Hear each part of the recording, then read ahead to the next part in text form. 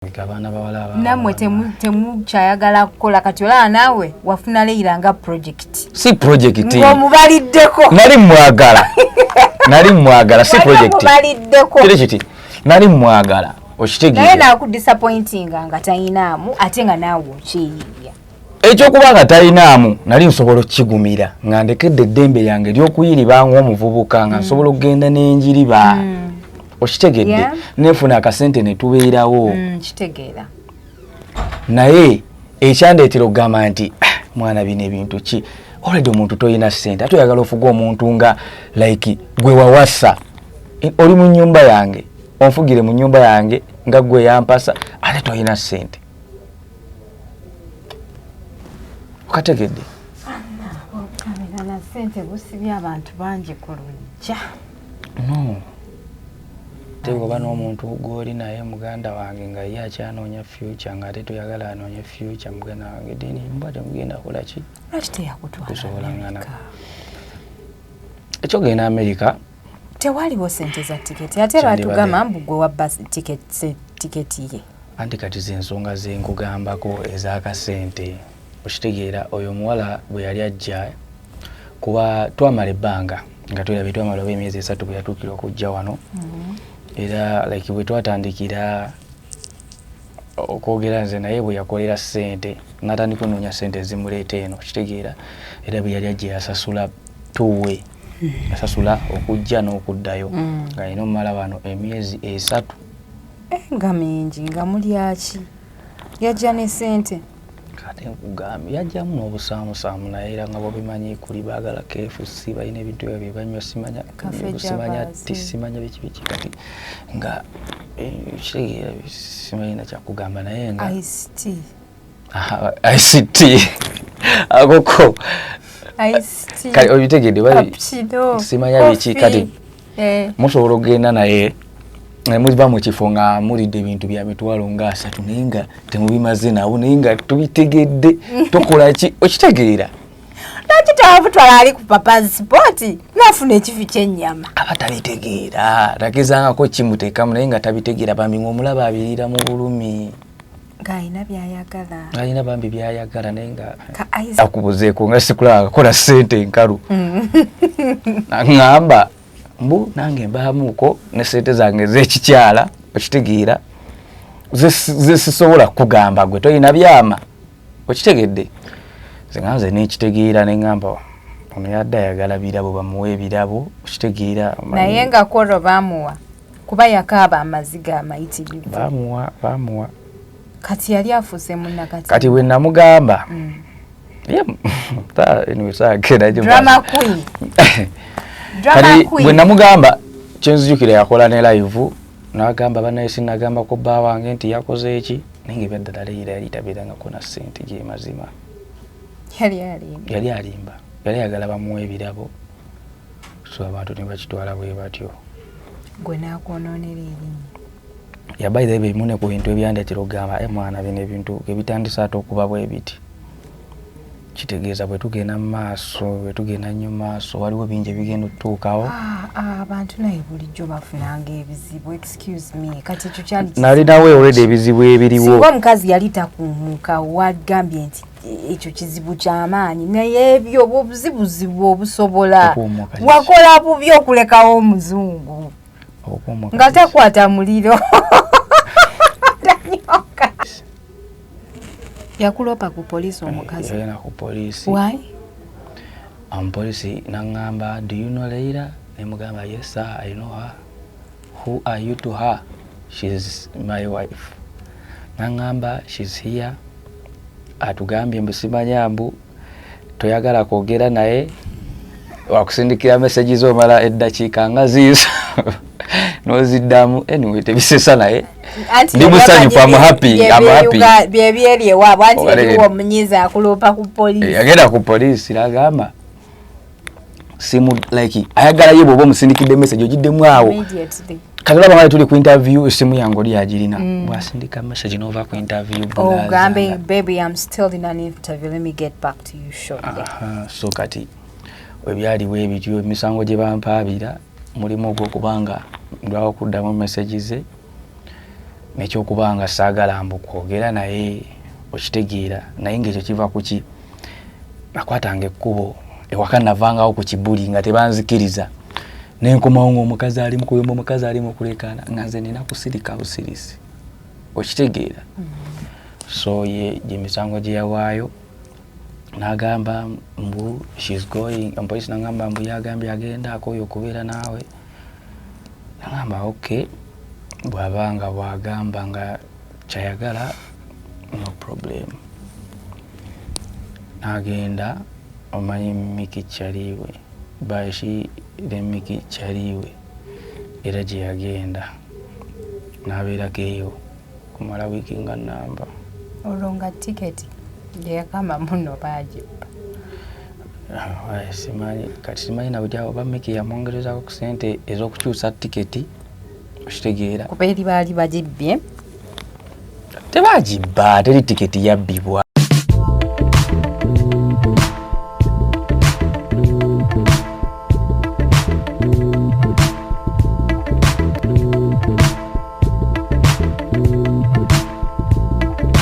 Assalamu alaikum warahmatullahi wabarakatuh. Abalungi abali ku HK Media ne Baby Zanda olunaku lwaleero abasinga obungi mwamumanyira kayimba ke Baby tulaga Westline tulage we wayawula abalala mwamulabira ku muzungu wa Daily ngoyimba sikamu no condom no sex nako kayimbako omuyembo kunyirira kungulu ekigugana kuvunda munda wadde ka sexo kaagala naye tekakusingira bulamu bw'oboyi wange no condom no sex tekakapya tokamanya kakayimba nkamanyi naye simanyika oba kakadde oba kapya oba kali wakati awo nsinga kumanya kali bimano nina bungi olabe katomanyi okuva nagenda e Bulaya sirika nnyo timchampurize ine ensonyi by the way oyina ensonyi shiya nze nga siziraba kati jukira abantu bangi abali mu kulaba vidiyo eno kati bakwasa ensonyi naye kati wano tuliwo ffekka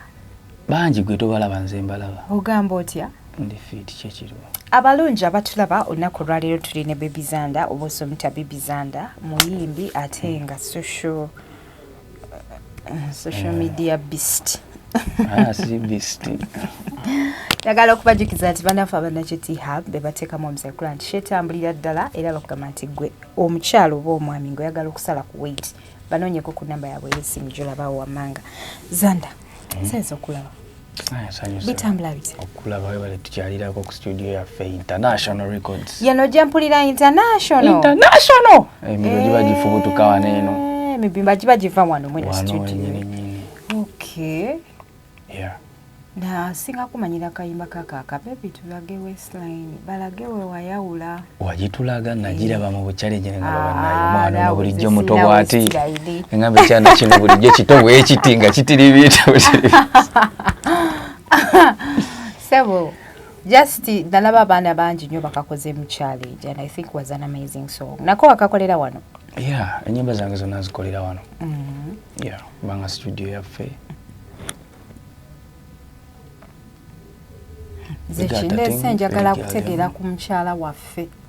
Mukyala Kingande single. Mukyala waffe yalaga wa ebintu byali ku social media byatinka nnyo abantu. Twali basanyufu nga tumanyi nti nno Gomez tuzambala tugenda America. Maswali. What happened? Mukyala ki? Now how did you and Leila meet? Akubuza ku Leila funde. Leila twemeetinga ku social media nina mikwano gyange mizungu egiri eweru nina mukwano gwange like we became friends as in like nina akayimba kange nayimbako kali ka remix ka dance alone kali mu luzungu obali kaliko tonight I wanna hold you close I wanna let you go with you my baby my life is complete I never wanna let you go. Buli kayimba koyimba kali familia matu gange. Yeah, so akayimba ako yukira kalimu oluzungu n'oluganda so kati kampanye emikwano gy'abazungu. So Leila nawe yali akolera n'oyo omuntu ng'atejjukira twafuuka ba mikwano kuba ba Spotify nga n'akunoonya social media email n'akusindikira so became friends n'oyo kyali waleera gwe yali akola naye.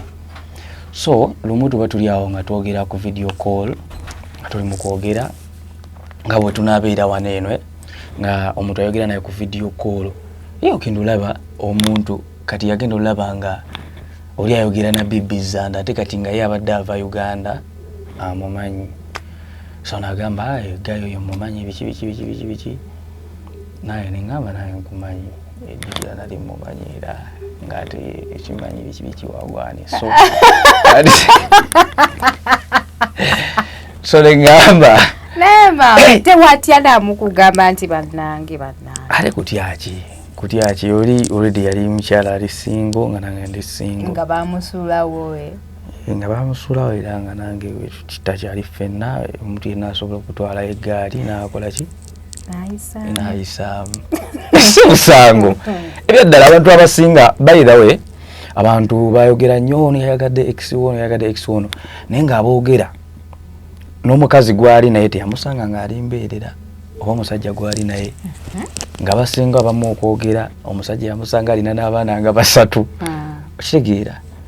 So abantu batufokasingako nnyo olw'ensonga tuli mu social media life kuba singa yali gayi mulala nga yatutereira abantu sikakasa nga bali kitaddeko nnyo omutima right.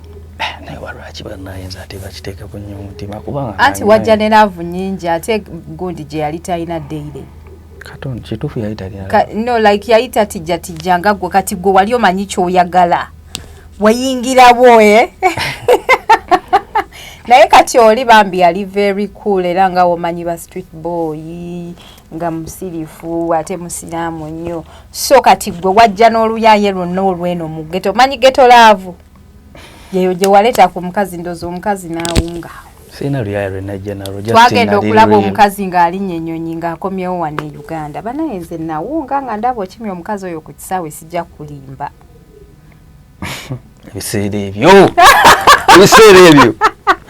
ebiseera ebyo njumya ku biseera ebyo byali birungi kyensobola obbagamba nange nali musanyufu nnyo. Nzijukira twagenda ku airport ne bakyali bange ba Ronnie ba Jeti bani ne tugenda ku airport omukiba naye nga bewola tetugenda kukola ku airport. Wayitogenako ku airport? Sigenako ku airport bye mazima nali nkoma ntebe awo ennyonyi nga tuzirengerera eri tulaba na binyonyi bifu. So kolole nagenda omukyala tugamba bannaye oba yatulimbye oba bulijjo njogera na emoji nga tuli awo omutima gutukuba essaawa ze yatugambye ennyonyi bwe zikibuka nga temumanyi nti nga mulowooza yabalimbye kati nga ffe tuli awo tetubitegira kati nga bendi nabo bonna bali awo bali basobola okukubya nga tuli awo bagamba jukira akugamba ngenda kwa livinga saa bweziti ne bweziti. So kati essaawa ezo siziyatuuka ennyonyi oba balwayo nga bakyapangulula migugu n'asussaamu.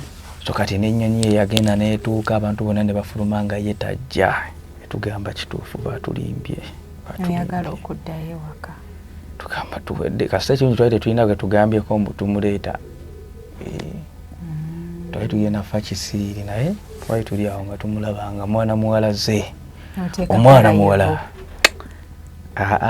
kati nno tugenda obipostinga nga amaze waneene ennaku meka yali amazeewo olunaku nga tumaze n'okugendako ewa muzeeyi wange kati enkeera bwe twakola ki maama alaba omukyala omuzungu kati gwe kyolina omumanya nakola ekyafaayo mu famire kubanga tewabeerangayooko yali ayagadde ku muzungu nze yasooka ebeera nga bwenzize nkola ebyafaayo mu famire nze yasooka okuyimba mu famire nze yasooka oleeta omuzungu mu famire enviiri oyinza obbaayo ebiyaaye tomanya naye nga I'm a bad man filigade mwana kulibade mwata gwandiva amanya ndi masiva ando family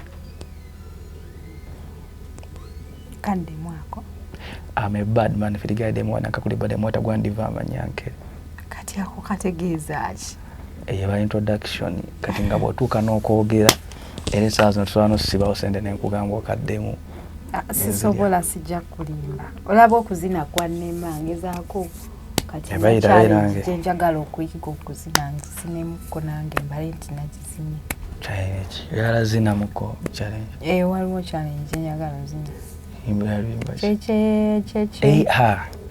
kituufu challenge eyo nange nagikoze jjo Nokolayo bati nokolawo oti saabukoze natambudde siro omanyi waliwo kye bayita okubba ebigezo ffe twasoma naye nga tuyitira mu kukoppa so kati tekikwetaagisa nnyo okukola kintu kiri osobola okukola ekikyo olwedde oli mukazi mulungi olina ebbina ate ebbina kyekinga te wano kati bwewakola okola kyekyewe munaye abasajja abamu kati kuba kati ebina bisanyusa batamiivu mu bbaala sitamidde nze nga kansanyusizza nga sinatamiira walina okubanga wakola nze nga gwe kasali ati nze gwolabye nange amagezi obwongo bunneesera kwegamba okulaba okusanyuka otaddemu amagezi tugende mu maaso yagadde nnyo okumanya ku famire yo Zanda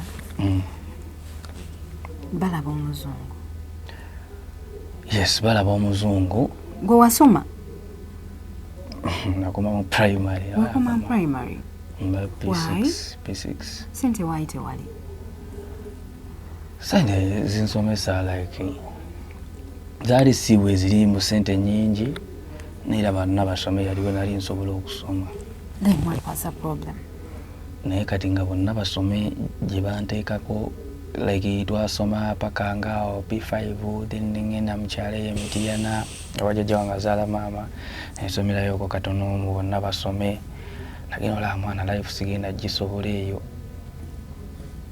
nenzirukayo omuzungu yabitegeera nti wakoma mu P5 nze ati nze ndi muntu atalimba nze nkugambirawo saasoma kyekyo kati baba baagala basoma nga banoonya basoma naye Leila yali gundi ki yali wakabira kiddala entuufu yali mu America yali mu Filipino yali muki dadi we mu America then mama we mutake kyovola ali mu Luwarabu ali afaananamu nk'okuba ki ku Bawarabu bwe batyo kyova yakula nnyo ne mami we right yabeera ne mami we kati gwe kulaki teyakutwala America process mwali mugitandise propose ewedde what went wrong What went wrong? Musajja muno yakubirayo ku masimu agakuwoninga. Ani? Musajja muno. Ani? Zenga sina musajja munange gwe machi. Musajja munange sina gwe manyi. Bakukubirako ku masimu agawoninga ove ku mukazi. Teri yatukubirako ku simu zituwoninga ate siri kiwanti nali ninayo musajja munange kuba nali muri konzeka. So, ensonga weva, by the way, ensonga bweyava bino ebintu byonna okwonooneka. Ensonga yali nti maybe Leila yajja Uganda ng'asuubira nti nze ndi mugagga okitegeera ate nga nange yajja nga nsuubira naye alinamu okokka ssente okitegeera. So kati twatuuka ne tubeerawo okitegeera ng'era bw'obimanyi naye nga tubeerawo mu mbeera eri nga bw'omanyi abazungu abo bw'aba akwagadde ayagala obeere ng'obeera naye buli kaseera buli ddakiika nga tolina budde bwakkola nga tolinaako muno tugambe bino kati nga bw'ogamba nti nsanze mu studio essaawa zino sirina ngeri gye mba nsobola kuvaayo nga ndi naye okitegeera bw'ovaawo nga bunaye gaba maziga kuba kuyomba kiro kiramba kirabika ova mu bakazi biki bwe bityo so bakubuulira ng'oyingira institution nyino no nze ndowooza yaba girl child institution eyo nga njiyingira yaba girl child nandibadde mugumiikiriza mu byo naye kisinga okuleeta obuzibu kiri nti ndi muntu anoonya future sigenda kubeera waka tetulina muwadde n'ekikumi mbeere waka olw'okuba omukwano kyandibadde kikola omuntu ayagala like okwagala ennyo omuntu ng'oyagala omufuga abeere awo naawe nga talinaako walaga nga naawe olinamukko okitegeera yali talina sente sente yali talina naye ebyo byayita tubuulire amazima tewali buzibu kozi togenda kuddayo mpozi bw'oba olina essuubi eriddayo sirina ssuubi eriddayo era saagala kuddayo what really completely went wrong kubanga couples zibreaking nga upsanda neziddawo no nze Justin nakirabanga nze erudajukira nze nga bwe nkugambye kyali muvubuka muto nkyali nonoonya future okitegeera ate nze nakirabanga okunonya kwange kwa future mbanga like amutulugunya kubanga buli bwenve waka okomawo abadde ali mu kukaaba okomawo ali like ne muyomba. How old is she? 40 years. Aina emyaka 4. Gate jimufaanana akula bulungi leira naye ku myaka 4 bw'oba okyakaaba oti obuzigaziga. Kati emyaka egyo olina okuba jjukira kati olwedde oba mu future yo kitegeeza. I know. Omutima guba gwakaluba. Sente we ziba zaabula kategedde. Kati ate bw'oba n'omuntu gw'oli naye muganda wange nga ye akyanoonya future ng'ate toyagala anoonya future muganda wange deni mbwa temugenda kukola ki? Lwaki teyakutwala Amerika? Ekyogenda Amerika tewaliwo sente za tiketi ate batugamba mbu gwe wabba tiketi ye. Anti kati z'ensonga ze nkugambako ez'akasente okitegeera oyo omuwala bwe yali ajja kuba twamala ebbanga nga twamala emyezi 3 bwe yatuukira okujja wano era like bwe twatandikira okwogera nze naye bwe yakolera ssente n'atandika onoonya ssente ezimuleeta eno okitegeera era bwe yali ajja yasasula tuwe yasasula okujja n'okuddayo nga alina omumala wano emyezi 3 nga mingi nga mulyaki yajja ne ssente kati nkugambye yajjamu n'obusaamusaamu naye era nga bwobimanyi kuli baagala KFC balina ebintu ebyo bye banywa simanya biki kati nga kitegeera simalina kyakugamba naye nga ICT akoko kati obitegedde bali simanya biki kati musobola okugenda naye muliba mu kifo nga mulidde ebintu bya mitwalo nga 3 naye nga temubimaze nawo naye nga tubitegedde tokola ki okitegeera lwaki tewabutwala ali ku pasipoti nafuna ekifi ky'ennyama abatabitegeera tagezangako kimuteekamu naye nga tabitegeera bambi ng'omulaba abiriira mu bulumi ng'alina byayagala alina bambi byayagala naye nga ka ICT kafe javazi obeera tolina mitwalo 3 mu something oyinza okuvayo nga tokayina kati ate okutuuka wajjukira ati temuswala ennya boodi era kalina muno baamu amafuta g'emmotoka okukola biki byonna so anyway kati tuddeko ku nsonga eyo eya tiketi kuba yali yasasula tuwe okitegeera so twatuuka ekiseera ne tubeerawo mutuufu twasooka ne tubeerawo ne tukulungula omwezi okitegeera naye nga mwana embeera etabuseemukko naye nga bwe tujja ku social media tulina osimayiringa kati ngeno mutabuse naye nga ku social media you must keep the appearance so kati twatandika okuba ku social media okwo nga bwe tuba ku live basindika waliwo abasindika ebirabo abasindikira ebirabo abansindikira ebirabo bimanyi ebirabo ebyo birimu ssente ku social media kimanyi obimanyi kati natuuka ekiseera ndowooza like nga yaggayaga nnyo okufuna ebirabo okubaamu n'akasente okitegeera omu nali siriiwo ali nina gyendi ngenda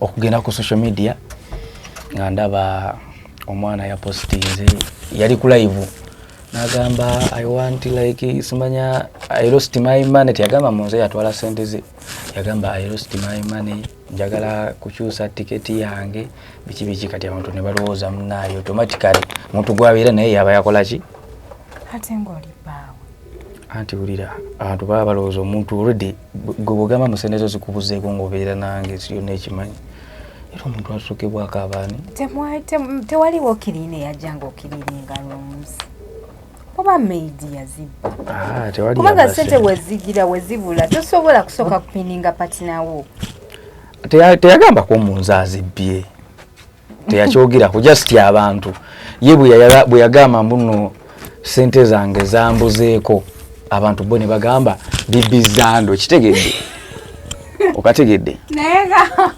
kati naye ng'eryaddala nze nali simulabangako na sente mwasasulanga mutya bills anti kiri bwe kiti nali simulabangako na sente like zino cash money obamanyi baba n'ebigundi era n'engeri gye twakozesangamu sente in case nga ina kyayagadde nga sirinaamu nga ansindikira ssente alina engeri gyazikyusa ne bidda mu Western Union n'asindika ku ssimu yange okitegeera era we nalaba ebintu ebyo ne mubuuza naye ssente ki ezaakubuzeeko nga sikulaba kakola ssente enkalu naŋŋamba mbu nange mbaamuuko ne ssente zange ez'ekikyala okitegeera ze sisobola kugamba gwe toyina byama okitegedde nze n'ekitegeera ne ŋŋamba ono yadde ayagala birabo bamuwa ebirabo okitegeera naye nga koro baamuwa kuba yakaaba amaziga amayitirivu baamuwa kati yali afuuse munnakati kati bwe namugamba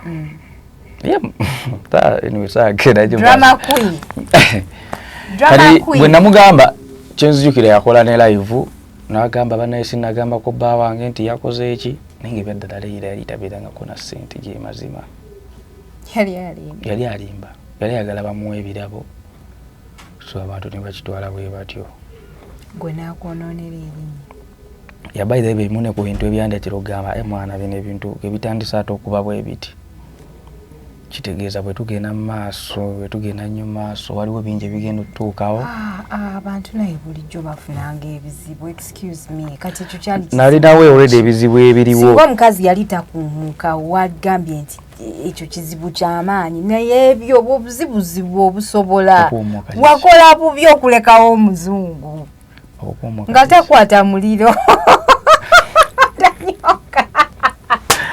no just ekyo kyekintu ekimu nze kyenyinza okugamba nze nga nze omuyimbi okitegeera kuba nze music njagala okuyimba ate era singa tekwali kuyimba nandibadde osanga sandi musisinkanye okitegeera naye wali owulira oyagala nsobola okugumira ebintu byonna ebisinga kati linda kugambye singa tewali muyimbi tewali musisinkanye wamusisinkana lwakuyimba kubanga bw'olaba biconnectinga bitya nti nalina mukwano gwange oyo yanfuna atya by music wange okitegeera so music yabanga yatugatta kati ebizibu byali bingi nnyo byeŋŋumidde naye nalaba nga kituusa ate ku kyokutta kaliya yange ne ŋŋamba ebizibu byali bingi nnyo byogumidde otegeeza ki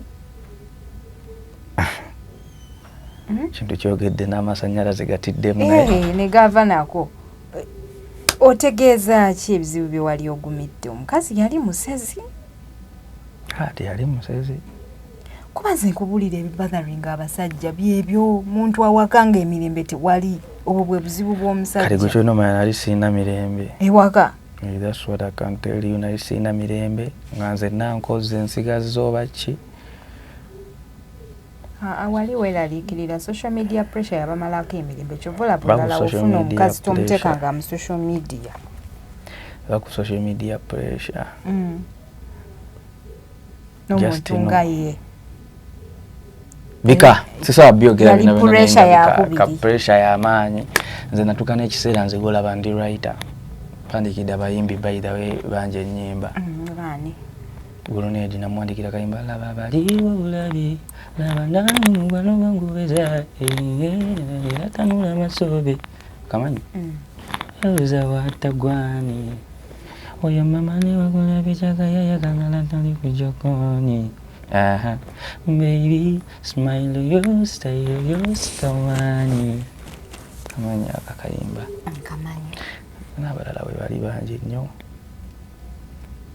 so banina okugenda njiri bakasente naye nga pressure eyo toyina kuva waka kati wali kati toyina kusanga posti ya Dija ogirayikinge kubanga bagenda kugenda bakubege ayina wantu yali agenda nalaba buli gwe walayikinze era bwe mubaamu nga walayifollowing abazungu ayina okuba nga akufollowinga nga mukwano gwe ebyaddala nga si bino nti mweye yaguza okufollowinga muganda wange ne bakusanga ng'olayikinze posti ya Dija togenda kusobola muzungu sanda ebyo byonna tubisobola obigumiikiriza by the way nsobola n'okugumira okunkuba nsobola n'okugumira okuba nga nze akola emirimu naye emirimu egyo mukugigumira okitegera omuntu gwendi naye okitegera kiki kyenfunamu omanyi like it's like okubeera ogamba nti kanzikirize future yange efe naye nga tolina kyogamba nti negenda kukola ki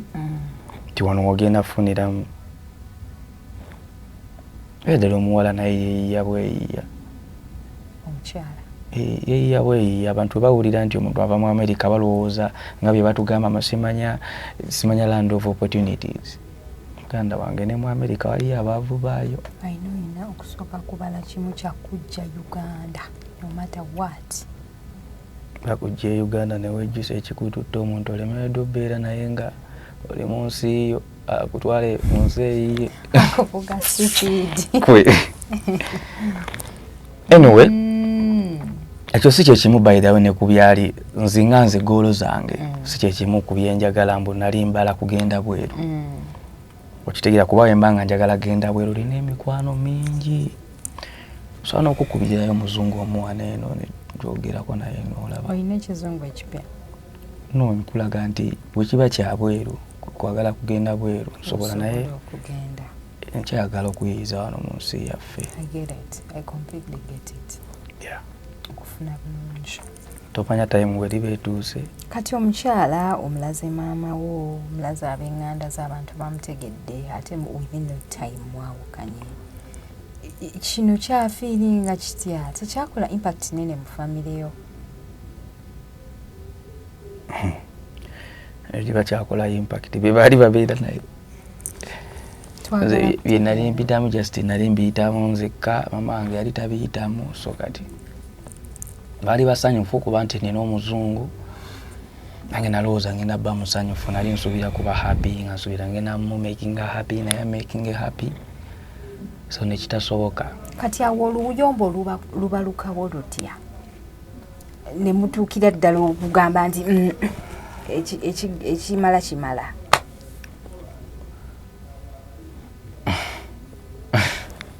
Oluyombo senti luba lukawo lutya? Oluyombo lwabeerangawo buli kanaku nga tetwabala naku bbiri nga tetuyobye. What was the peak? Like the top note? Top note? Top note bankugamba nti just ekintu kyaliwo ekiti. Lwakira lumu, lwakira lunaku lumu, mama wange nampita nangamba, mama wange alinamu obulwadde naye yali abumanyi. Baali bamututena mu ddwaliro. Nampita nangamba ngendeyo nkole ntyo. Nangamba ngendeyo mulabeko. So nali ndi eyo nga bankubira police. Yakulopa ku police omukazi? Yana ku police. Why? Police nangamba, do you know Leila? Nemugamba, yes sir, I know her. Who are you to her? She's my wife. Nangamba, she's here. Atugambye mbu simanya mbu toyagala kwogera naye wakusindikira messages omala eddakiika nga ziizo noziddamu. Anyway, tebisesa naye ndi musanyufu, I'm happy. Byebyeri ewaabwe anti eriwo omunyiza akulopa ku police. Yagenda ku police nagamba simu like ayagala ye bwoba omusindikidde message ogiddemu awo. Kati olaba nga tuli ku interview esimu yange oli agirina. Bwasindika message nova ku interview. Gambe, baby, I'm still in an interview. Let me get back to you shortly. So kati webyaliwo ebityo emisango gye bampaabira mulimu ogw'okubanga ndwawo okuddamu message ze nekyokubanga saagala mbu kwogera naye okitegeera naye ng'ekyo kiva ku ki nakwatanga ekkubo ewaka navangawo ku kibuli nga tebanzikiriza nenkomawo ng'omukazi ali mu kuyomba, omukazi ali mu kulekaana nga nze nina kusirika busirisi okitegeera. So ye emisango gye yawaayo nagamba mbu she's going, police nagamba mbu yagambye agenda akoyo okubeera naawe. Nagamba okay, bwabanga bwagamba nga kyayagala no problem. Nagenda omanyi Miki Kyaliwe, bashi le Miki Kyaliwe era gye yagenda nabeerako eyo kumala wiiki nga namba. Olonga tiketi yakamba muno bagiba. Simanyi kati simanyi nabudya oba Miki yamwongerezako ku ssente ez'okukyusa tiketi okitegeera. Kuba eri baali bagibbye? Tebagibba, teri tiketi yabbibwa. Like ambuuzeemu ebintu by'ennyonyi ebyo biba bitya? Kuba yaŋŋamba yasasula tuwe. Kitegeeza tiketi ye yali agina. Kati bwe baba bagibbye either abeera akapapula yakasudde oba yakamisplacinze naye era osobola ogiclaiminga mu kampani gye wagiguze ne baku reprinting empya. ne bakusindikira email endala kozi oba wagisasula. So akapapula is not even an issue kubanga ticket oswano giragira ku simu. Nzijukira teyagamba ticket nti yabula. Yagamba sente eza ticket. Nga already yajja yasasula ki? Ticket. Tuwe. Okategedde? Yeah, kitegedde. So bwe kityo bwe kyali naye nga just lwakuba kale waliwo era bisobola kwogera wano naye nga kyonna gye kiri ng'omusajja oyinza otiisa abakyala abalala abakwagala tekiba kirungi era kwogera buli kimu nti ate kino ate kino ate kino kasajja kalungi naye keetyo kyokkola we bityo bwe byali naye nga mu byenyinza obbagamba just relationship teyali nga bwe nagisuubira. Relationship yali so stressful gyendi okitegeera neŋŋamba relationship bino kanjirangulaki mbirekera nze gwe mulaba sinoonya sinoonya kati obeerawo otya wane Uganda abasajja n'abakazi beekwatiridde bati baleme kuyuguuma kubwa toyinza okufuwa wano n'obweru kaya babeera ku kye babeerawo batya ku botiimu ku botiimu naye nga just siri focused nnyo ku bya sexy ku byaki kati nfocusinze omwana omuto omanyi on you bitambula bibiri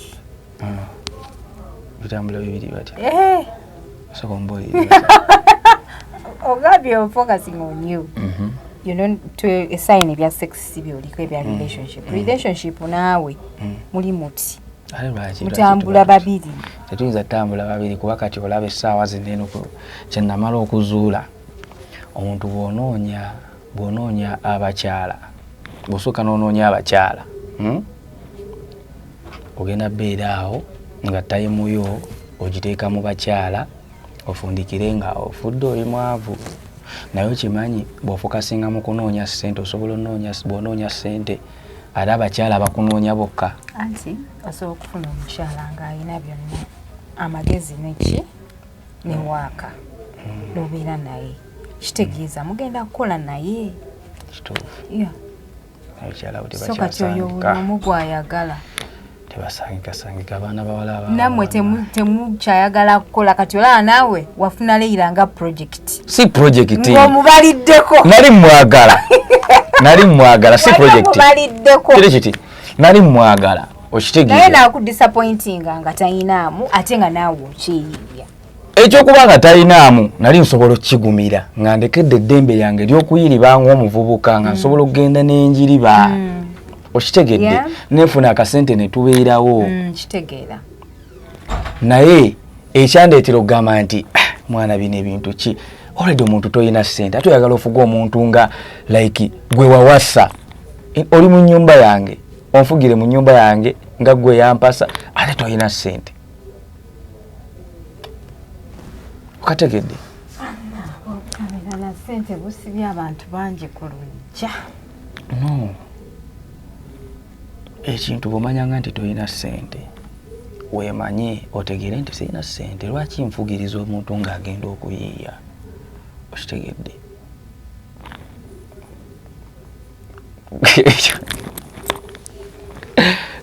wadde okyanyumiza n'agenda ewa Miki seems to fine n'agenda ewa Miki yamalayo nga wiiki namba oba simayo wa Miki yamwongerezaako ku ssente oba yafuna engeri gyafuna ssente oba bamusindikirako abeeri akyusa tiketi n'agenda n'addayo okuvako temudanga mukwogera naddamu awo nemusindikirako mu message jukira nali nateekako email yange mu ssimu ye email yange eri mu YouTube yange yagenda n'asangula ennyimba zange oba nga 3 ngenda okulaba ennyimba ziri mu kuvaayo ngenda okukebera bannaye nga iPhone ya Leila mugamba naye kati bino okulabyaki are you trying to fight me teyanziramu kyekyamunyiiza okutuuka awo n'akayimba kenakuba bwe baatukyawa twayigata kati ebyabitegeera baabimuvunulira anti kati ye agenda mu komenti nekola translation. Oh sorry bro bibizana. Oh sorry kiragamba. Okay. Kana kayibe era we yagenda asokala. Nasangula yako batu kyawa. Aliona akalala ke twalitwakolako video nze naye bakaita promise nakajjayo. No wabizaayo wamala no bizaayo. Naye sabizaayo nabireka. You have to. Nabireka. Menje sonyowa. No mota.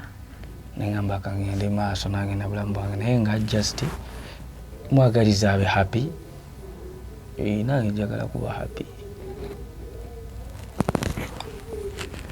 Abalungi abatulaba olunaku olwaleero programu gimazeeko njayuya. Naku zino sikyeba kuba kiki. Ninga alinamu ku stress, ninga ali depressed a little bit. Naye nja kuba bulungi. Obuzibu nze ngamba. Ndwawo okwebaka. Kirako oluvudde eri ewammwe ovuze buvuzi jjukira ewammwe mu bagagga ebyokulya tebirabika. Nedda nasuze entebe. Gye nvudde n'enzira eri. Emala n'enzirawo. Kanaira nayo ya mbagagga. Ewa mbagagga. Si yewabera ennyonyi eyo. Entebe. Mayo mwe tubayogera ku ntebe kisooka kutugira mu kifaananyi nnyonyi. Ate beach. Andi kakati kugambye yewali amazzi yewali ennyonyi kati omuntu akugamba nti yava ntebe. Poze eri wamwe bayita batya? Eri. Poze gamye. Atulibirako eyo. Waliyo naawe ennyumba nnyingi. Tusobola okwafoodingayo. Poze nze gyompa ekiyungu kyombeere nga nsula mu kiyungu. Ate lwaki mba nkuwa ekiyungu nsobola okuwa extra bedroom nosooka obuyiwakawo for some time bw'omala okuyitamu n'ogenda. Anti jjukira wompa extra bedroom jjukira ndi musajja ali single amaze ebbanga nga sikola ki nga sikyazina. Ate kati nannyinimu abeera asasulawo gwe oba tomulaba bw'ajja oba tomutya. Kati yinza okugira tuba tujja kukumbula tomayire tuyinza oyinza okumpa gundi munaye netugenda netwesinkananga mbadde munange togendanga mu nyumba z'abakazi ennyumba ezo wabaawo abantu abazisasula ge mazima matuufu ezisinga obungi kyobola waliwo obbi wange gwe baakuba baamuyisa bubi oba wamulaba sagala mwogerako wano aleka waliwo abatamulaba ayinza oswala aliwo enalaba kyaliwo gayi baamukuba eŋŋumi ate ayinza obbayo oyo kyaliwo yefa fa yoyo fa atandikirwako fa bannange yakubamumbulire mukama tumumanyi yena mukubulira ntumayiriza bannayigeyo yakuba munne lwa mukazi nno just kyajulayinanga kikussa kyokka nga ate byabwenzi naawe ina omukazi wo bannange bagenda bakubira amayumba g'abawala naye kale abawala abamu beesasulira tewali buzibu mugende kati nga gwe weesasulira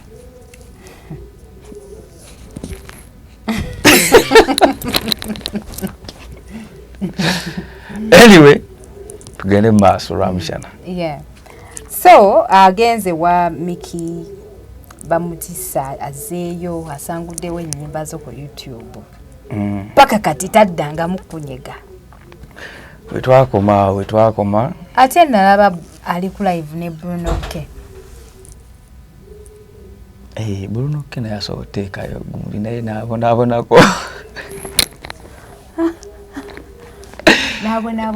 anyway mukama asonyiwa ekigambo kyenjogedde ekyo naye nga kyonna gye kiri anyway omukazi ali single omuntu yenna nga gwe omanyi nti you can speak the English you can interrupt like bagamba okuteekayo interact okola ki like okuteekayo bubaka bwo CV you can CV you can forward your CV in Leila's inbox and you see if reply English yes we go. Naye bannange kati mwayogeranga luzungu kigwenerera kuba ndabira ddala obuzibu mu nju muno onayogera tobitegeera nawe ogezaako omunnyonnyola tabitegeera kale nze se wonjogera oluzungu tusobola okumalako oba mwali wali okozesa bikolwa. We talk English when we finish. Yes, let us speak it. Then ask me so anything. You used to speak English with her? Of course. I'm an English professor. You are an English professor. Yeah, I can talk English from morning to evening. Yeah, you know some bit of I know the better English. My English I the have. one that eats the food, right? By the way, like the English, my oluzungu lwetagisibwanga. Oluzungu lwetagisibwa. Okukwala omuzungu okukwala omuzungu tekikwetagisa kubanga amanyi nnyo oluzungu ebyo bikola ku baddugavu. Oli asooka okutegeera nti oluzungu si lwe lulimi lwo. Kategedde. So from then you guys don't talk at all? We don't talk. She's single, I'm single. Even when you say hi, she doesn't reply? I don't say hi. Sagala kulimba. I know. I don't say. You should have sent somebody like to talk to her. And I don't maybe want her to from come your family. back in my life. Ayogereko naye amubuuze what went wrong. Kati awo we yava ku poliisi yakwata ebibye ng'agenda wa Baashi. Yagenda wa Baashi wa Miki. Ku poliisi baamugamba ki? Kati ze baakubiranga bambuuza bamuleka akole ki? Ningamba mumuleke tali mukomera nti ali mukomera. Kitegeera babanga alina gyeyagala olaga she can go. N'abagamba ayagala kuddayo ku poliisi. Abagamba yagenda. But I'm happy in this life gye ndimu. Ndi bulungi nnyo n'okusingako. Atambula. Kusanze okola hiti mpya. Ndi wano eno nkola nafunye Ekinyarwanda naye nga sinafuna just nkola kayimba. Olaika wa Ekinyarwanda. Edda abakazi nze golaba nabeesonyiwa. You need to work hard. So kati nkyagala nsooke nkole nnyo. N'abeera n'abakazi abalina ssente. You're going to relax. Oyonooneko oyingire mu boys dormitory. Boys dormitory eyo. You want to go there? Jasinze kimanyi kiri kimu omuvubuka yenna ali mu myaka gyange oba ali eyo ekintu kiri kimu kye tulina okukola tulina kunoonya ssente abakazi bajja tunoonya nga tufunye ssente. Naye wonoonya amabina ssente tezijja kunoonya. Ajja kulya ssente za sugar mami nga wakuba n'empi. Kati gw'obiiseemu gw'obuulirira banno. To be honest, Leila was a sugar mommy. Agenda kalaba okokete mu luzungu era owedde nze nkubuulira. Nze Leila yandaba alabadde okuva eri maka gaffe ageeri nga nzija n'enkola interview n'anfumbira n'ekyayi lwakuba ewuwo sajja wali olina abakamera bangi kati nenkukubira amasimu nze nga tondiiko nali nkuliko naye nze njanga nze ndi ssenga w'abaana aw'abalenzi ng'olisenga. Why? Kuba essaawa yonna agenda kukomawo waneeno nga yakulaba bamuyita sugar mami tayagala muyita mukulu. Tayagala muyita mukulu but she's 40 years. Mwana muto. No, at 40 you are old enough to be called a big woman. So anokwongera nemwongera mu luzungu. No, she looks young but she's 40 years. Like me, I'm old but I look young. Fesi yange y'abato. Nkwano nze ndi mukolo. Kuba nze ntunuulira ddala ndaba ate oli muto kunze. No, just abantu abamu babeera ne baby face naye nga bakulu. Kati nze emyaka 3 mbasikuze bankuze. Aba mwana muto nnyo.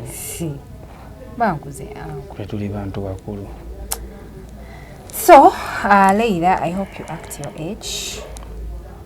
Senga. Yeah, next time so that you don't make a lot of mistakes. Otherwise, you're going to keep crying and meandering all over Africa. Yeah, you need to style up. Simbubi. Don't you know? See about them.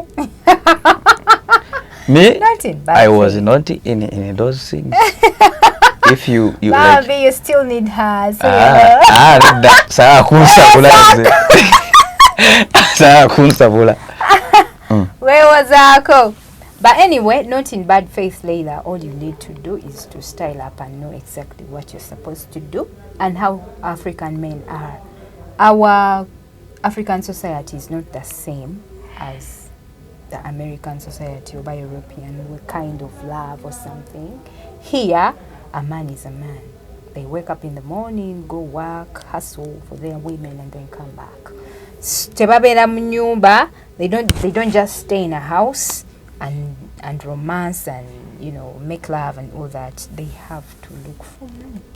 So next time as you're dating, you should first make research about African good enough.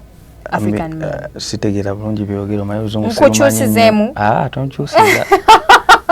Don't choose that. No, like I mean, it hurts seeing your fellow woman meandering and moving around, crying everywhere. Babe. Ajja kuba bulungi. Mukazi mulungi. Ate kati omukazi omulungi nga tukulabyeko mu mali ag'enjawulo. Doesn't make sense. Yeah. It doesn't make sense.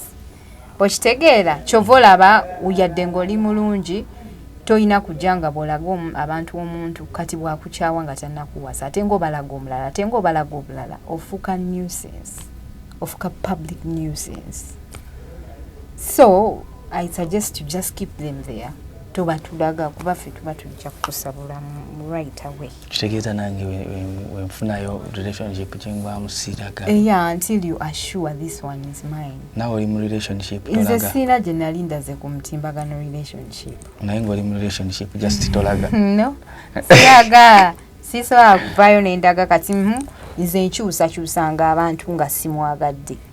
Kati omuntu omukyusi bw'oba tomwagadde temukolaganye bulungi n'ofuna omulala tannakutwala ate n'obalaga omulala oba frustrating abawagizi bo. Omanyi nti n'owoofuna omuntu ofuna abantu abamukwagalirako like you. Twali tukwagalirako Leila. We really wanted her to stay. Okitegeera? I see. Era kati Leila eno mu Uganda abantu nkakasa bamukyawa. Ate asobola mukyawa. Nga bamukyayira ki? Just muntu kwekyawa na muntu. Because you are a musician, you have fans like me. I'm your fan. Nasoka ne mukyawa nga akyaye daily. Nesoka ne ngana okubaagala ne mala ne mbaagala ku mpaka. Kati ate namala nakuvaako kitegeera kati ne mpulira bubi. So I think there are so many people out there who feel exactly the way I feel. Okitegeera? Just nze kinsobola bagamba temunyiikira muntu yenna bannaye. Buli muntu waddembe okubeera n'omuntu gw'ayagala. Okuba ne gw'ayagala bufumbo si komera like omuntu aba awulirako oyo omuntu nga omutaabu oba nga obulaba oli mu kkomera gy'oli ng'omuntu gw'oli naye olaba tekirina gye kiraga ng'omuta. Teweesiba mu relationship lwakuba muno mbwe abantu batwagaliza okuba ffenna nga gwe toli happy ojja kutuuka omulundi gumu ogweriwe pwa. So bro or my sister bw'olabanga ekintu ky'olimu nga wakisuubira kuba kirungi naye nga tekikyagatta ng'okola oti kintu kyangu nnyo simple as wamma muyiga okunywererayokko. Temunywera. Munywerereyokko. Ojja kufiira mu kunywererayokko. Tomanyi ebintu munaye biyinza okukyuka with time. Ebintu biyinza okukyuka with time. So kati anyway, emboozi ya Leila ngitegedde bulungi nnyo why she left and why she won't come back ever. Kati ebyo that it is gone. Happy New Year. Happy New Year too. How is life now? Life is good. Kati ofumba ki as in musically? As in musically nina project enjagala okubateera. Era bannaye mugenda kuziraba kimafia kubanga guno omwaka tetugenda kuzannya tetugenda kukola kiguli omwaka gwalimu omuzanyo mungi. Guno mwaka tegugenda baamu relationship neemu. Relationship jengendo baamu. And by the way wali okola music nakati ochakola music mulungi because you're talented. Naye wali okola serious music. Atali yadde n'okujokinga until you fell in love with that girl.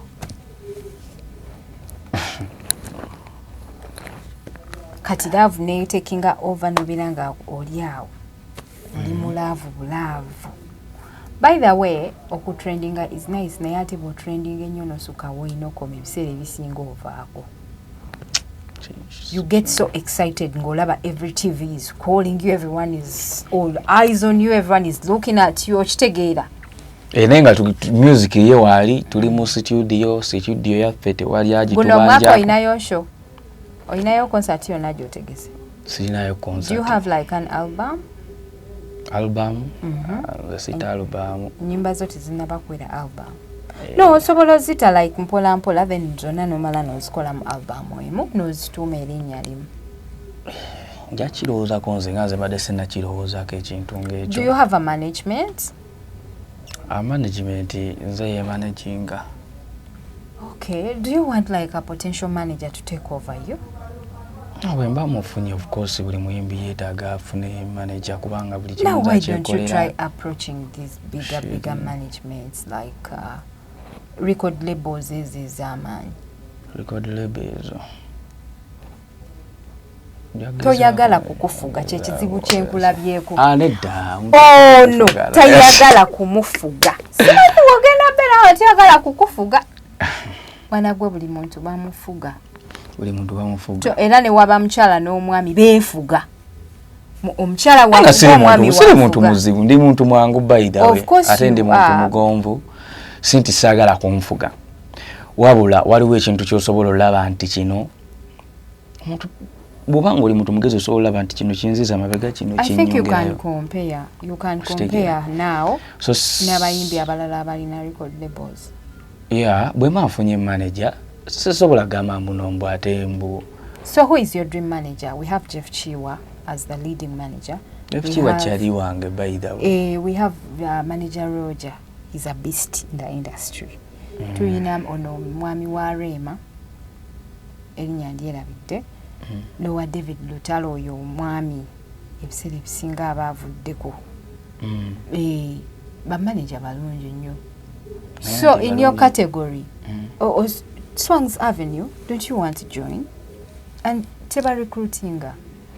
I want to join. I would like to join Swangs Avenue. Webanga yanzikiriza. Pass your CV over there. Waloza bajja kunoonya ogenda no trying, I think.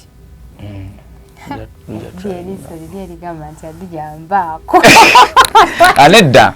But it's good to be you as well. Yinzo gamba nti nze njagala kwerandiza until I get there. Let me resume. Anyway, bwe maafunye manager kirungi. Naye era wendi njiri bampola video nenzeeteramu akasente.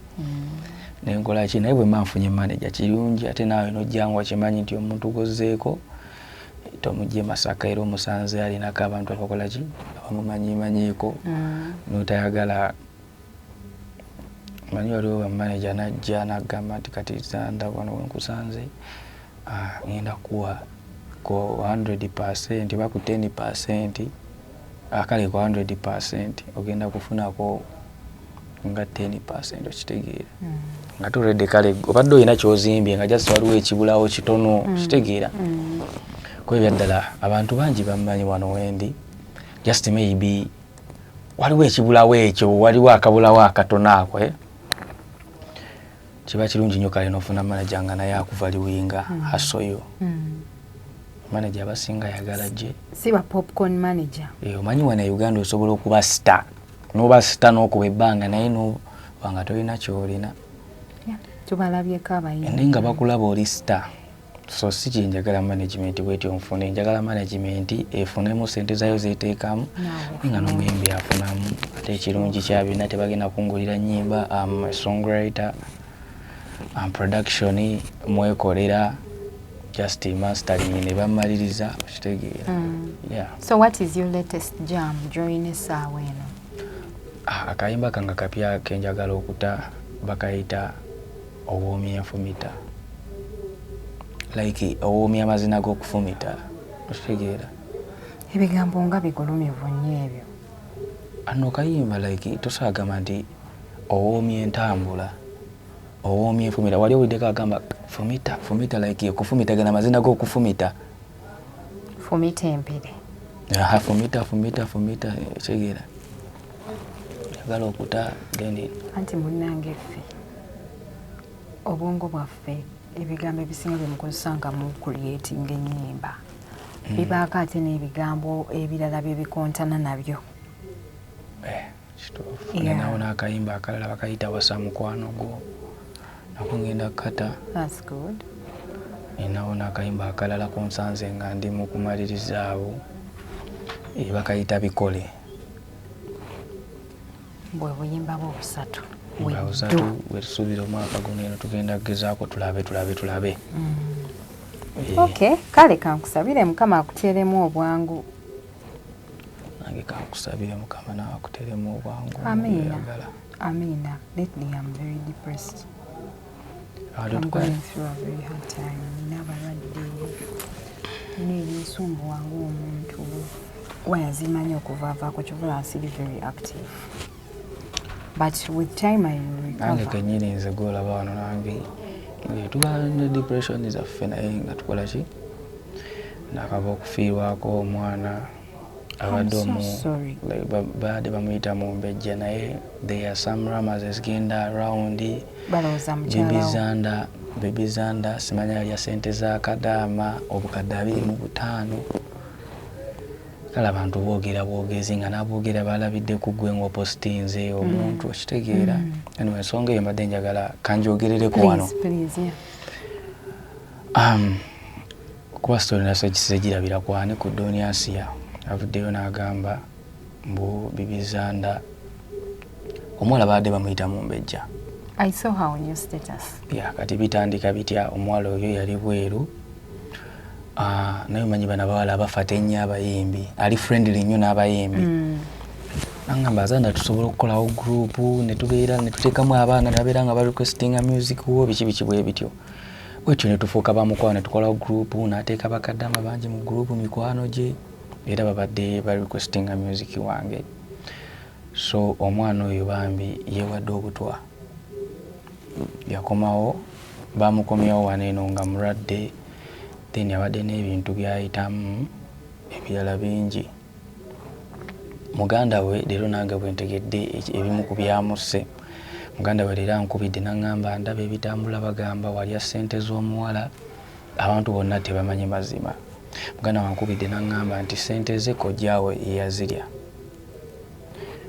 Bwe yalya ssente ze then omuwala n'abeerawo ng'akomyewo kati wano eno yabadde agenzeeyo kubanja ssente ze bifo nga tanneewa butwa ne bamukuba era yafudde alina ebisago ne bamukuba bubi nnyo.